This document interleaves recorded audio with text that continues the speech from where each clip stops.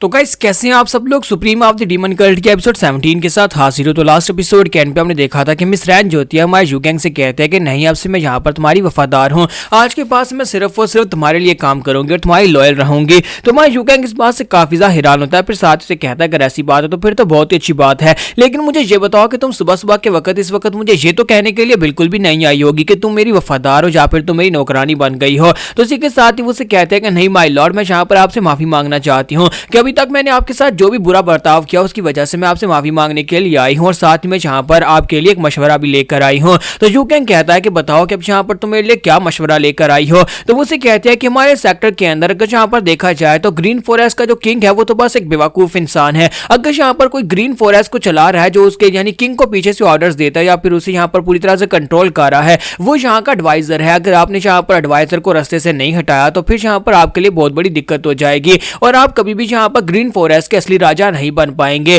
तुम्हारा यूगैंग उसे कहता है कि तुम यहाँ पर जिसकी बात कर रही हो वो तुम्हारा बाप है, यानी कि तुम अपने बाप यानी किंग फॉरेस्ट किंग के बारे में यहाँ पर इस तरह की बात कर रही हो। क्या तुम्हें नहीं लगता कि तुम्हें इसके बारे में इस तरह की बात नहीं करनी चाहिए। तो उसे कहते हैं कि हाँ मुझे पता है कि यहाँ पर वो मेरे फादर हैं, लेकिन वो एक बेवकूफ इंसान है और यहाँ के एडवाइजर जो है उन्हें पूरी तरह से अपनी मुट्ठी में करके कंट्रोल किए हुए हैं, जिसकी वजह से ग्रीन फॉरेस्ट जो है उनके कंट्रोल में है, ना कि मेरे फादर के कंट्रोल में। इसलिए प्लीज यहाँ पर मेरी इस एडवाइस को माने, मेरा मशवरा मानिए और जाकर उस एडवाइजर को मार डाले ताकि बाद में आपको यहाँ पर कोई दिक्कत ना हो। तुम्हारा यूगैंग सोच रहा था कि मुझे लगता है कि ये जानबूझकर अपने फादर की इंसल्ट तो नहीं करेगी, या फिर कहीं ऐसा तो नहीं है कि यहाँ पर जानबूझकर अपने फादर की इंसल्ट करने के बाद यहाँ पर मेरे दिल में अपनी जगह बनाना चाहती हो। लेकिन जो भी हो हमें यहाँ पर उस एडवाइजर के बारे में कुछ सोचना ही पड़ेगा। और इसी के साथ ही मिस ज्योति वहां पर चली जाती है और कहती है अब मैं यहाँ पर से जा रही हूँ, जब मेरे पास एक अच्छा प्लान होगा उस एडवाइजर से निमटने के लिए तो मैं यहाँ पर आपको आकर जरूर बताऊंगी। और उसके चले जाने के बाद हमारा पोंक्सियोन जो होता है वो कहता है कि ये अच्छा आइडिया है, अगर हम लोग यहाँ पर इसकी बैकबोन यानी ग्रीन डोमेन ग्रीन फॉरेस्ट के अंदर जो उसके किंग की बैकबोन एडवाइजर है हम उसको मार डालें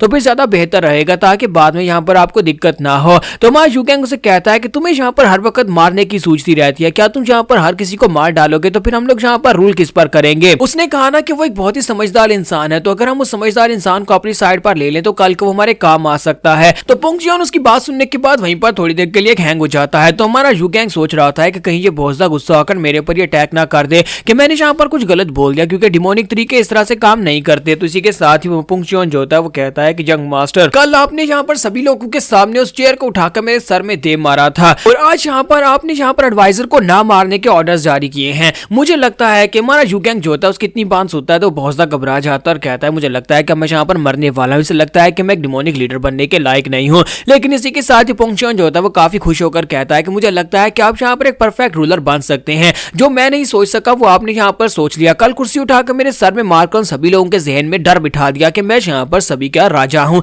और उसके बाद अब आपने यहाँ पर यह फैसला किया कि एडवाइजर को जिंदा छोड़ दिया जाए और उसे अपनी साइड के ऊपर ले लिया जाए तो हमारे काम आएगा। ये एक असली पैट्रियार्च यानी एक असली सेक्टर लीडर की निशानी होती है। वहां से बहुत ज्यादा खुश हो कि आप यहाँ पर काफी अच्छे से तरक्की कर रहे हैं और बहुत ही जल्दी आप यहाँ पर एक महान सेक्टर लीडर बन पाएंगे। तुम्हारा यूगैंग उसे कहता है कि हाँ क्यों नहीं तुमने बिल्कुल ठीक समझा, मुझे लगता है कि इसी तरह से यहाँ पर ये सब कुछ होना चाहिए था, इसी वजह से मैंने सभी लोगों के दिल में डर बैठाने के लिए तुम्हारे सर में कुर्सी मारी थी और मुझे लगता है कि आखिर मैं यहाँ पर इस तरह के काम करता रहूंगा, उन सभी के सामने तुम्हें थप्पड़ वगैरह मारता रहूंगा। पोंक्सियोन से कहता है कि हाँ क्यों नहीं जंग मास्टर, मैं इसमें आपका पूरा साथ दूंगा। और साथ ही मैं यूगैंग सोच रहा था शुक्र है कि मैं यहाँ पर बच गया और इसे यहाँ पर इस बात की समझ नहीं आई कि मैंने यहाँ पर क्या किया है। और इसी के साथ पोंक्सियोन उसे कहता है कि अब मैं जाता हूँ, जाकर उस एडवाइजर से बात करता हूँ, अगर वो हमारा साथ देने के लिए मानता है तो अच्छा है, वरना मैं उसे मार डालूंगा। और इसी के साथ ही नेक्स्ट सीन में दिखाता है कि मिस रैन और उसके साथ एक कैल्डर जो होता है एडवाइजर को पकड़कर उसके सामने लेकर आते हैं। तो एडवाइजर जो होता है वहां पर आता है और एडवाइजर को यहाँ पर उन्होंने अलग प्लान बताया होता है, क्योंकि यहाँ पर मिस रैन और उसके फादर दोनों मिलकर यहाँ पर एडवाइजर को पहले से कहानी सुनाकर लाए होते हैं कि तुम्हें यहाँ पर आकर पहले नखरे करने और उसके बाद उनका साथ देने के लिए मान जाना होगा। यहाँ पर से पास्ट का सीन दिखाते हैं। रात के वक्त जब मीटिंग हो रही थी तो मास्टर ताइसान ने वहां पर एडवाइजर से कहा था कि तुम ही यहाँ पर सबसे बेस्ट हो, इसलिए तुम्हें जाकर उनका भरोसा जीतना होगा।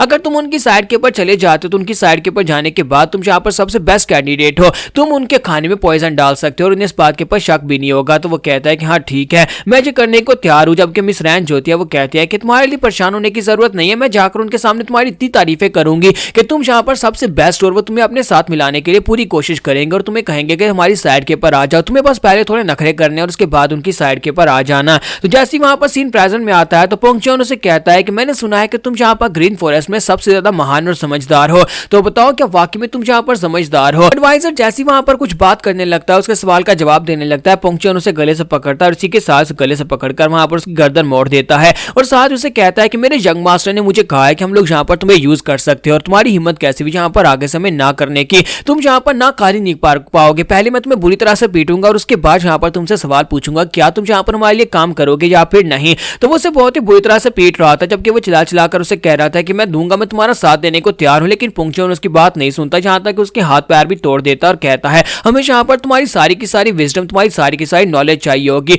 मैं तुम्हारी पूरी बॉडी के अंदर से जितनी भी तुम्हारी नॉलेज है वो सारी खींच कर बाहर निकालूंगा। और वैसे भी यहाँ पर सिर्फ और सिर्फ तुम्हारा दिमाग चाहिए और तुम्हारा मुंह सही सलामत चाहिए ताकि तुम अपने दिमाग से सोचकर फैसले कर सको। तुम्हारी बाकी की सारी बॉडी हमारे लिए बेकार है। जबकि एडवाइजर जो था वहां पर चिल्ला रहा था और कहता है कि माय लॉर्ड जी आपने मुझे कहां पर फंसा दिया, मुझे तो कहा था कि ये सिंपल टास्क होने वाली है। और मिस रैन ने जाकर उनके सामने मेरी तारीफें की और ये लोग सिर्फ आकर मुझे अपने साथ ज्वाइन करने का मौका देंगे। और इसी के साथ ही नेक्स्ट सीन फिर से मीटिंग रूम का दिखाया जाता है, जहां पर डैड काफी ज्यादा परेशान हालत में बैठा होता है और कहता है हालांकि हमारा मिशन यहाँ पर सक्सेसफुल रहा, उन्होंने यहाँ पर एडवाइजर को अपना साथी बना लिया है, लेकिन मुझे लगता है कि यहाँ पर उसकी कंडीशन बहुत ज्यादा बुरी हो गई है। उसने यहाँ पर हमारे लिए अपना बलिदान दे दिया। तो अपने साथी से पूछता है कि बताओ कि उसकी हालत कितनी बुरी है। तो वो कहता है कि बहुत ही बुरी है, मुझे नहीं लगता कि वो कुछ महीनों तक अपने बिस्तर से उठ भी पाएगा। अब सिर्फ और सिर्फ उसका दिमाग ही वहां पर काम कर रहा है और मुझे लगता है कि उस कमीने पुंगचोन ने उसकी बॉडी के अंदर हर एक हड्डी को डिसलोकेट कर दिया है। तो उसी के साथ ही हमारे फादर जो होते हैं वहां पर मिस रैन से कहते हैं कि बच्ची मैंने तो यहाँ पर तुम्हें कहा था कि जाकर उसके सामने बहुत सारी तारीफें करना कि एडवाइजर उनके बहुत ज्यादा काम का है,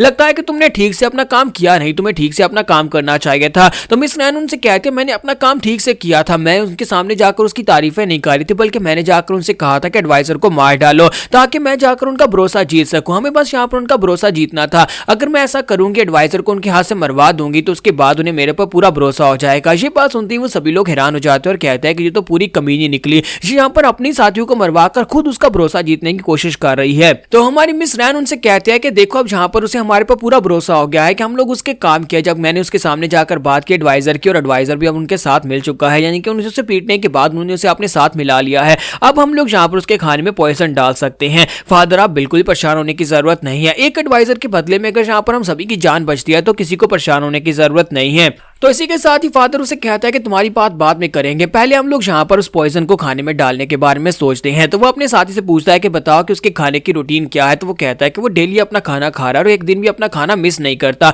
और आज की स्पेशल बात तो यह है कि आज पुंगचोन भी उसके साथ ही बैठकर खाने वाला है। इसका मतलब यह है कि हम दोनों को एक साथ ही पॉइजन दे सकते हैं और वो दोनों यहाँ पर एक साथ ही खाना खाकर मर जाएंगे। इस तरह हमें यहाँ पर किसी इन दोनों में से किसी एक के गुस्से का सामना नहीं करना पड़ेगा। तो पैट्री आज कहते हैं क्या यहाँ पर सब कुछ रेडी है और साथ ही पूछता है क्या पॉइजन रेडी है। तो उनका लॉर्ड कहता है कि हाँ सर पॉइजन बिल्कुल रेडी है। तो इसी के साथ ही फादर उनसे कहते तो फिर ठीक है, आज हम लोग यहाँ पर स्टार्ट करते हैं, एक बहुत ही खास किस्म का मील बनाते हैं, एक अच्छा खाना बनाकर उसके अंदर पॉइजन डालते हैं और आज का डिनर जो है इन दोनों कमीनों का आखिरी डिनर होने वाला है। दोनों यहाँ पर इसको खाने के बाद मरने वाले हैं। तो यहाँ पर हमारी एपिसोड 17 का एंड होगा। नेक्स्ट एपिसोड में देखेंगे क्या हमारा यूगैंग यहाँ पर पॉइजन वाला खाना खाएगा या फिर नहीं।